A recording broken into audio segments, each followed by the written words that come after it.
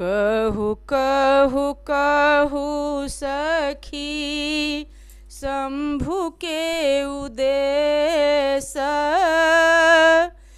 कतहु न भेटै छथि हमरो महेश।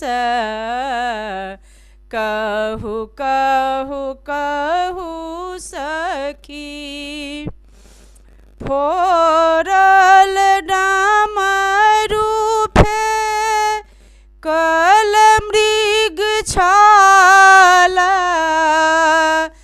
घरही में छोड़ी देला मृगक छाल। कहु कहु कहु सखी शंभु के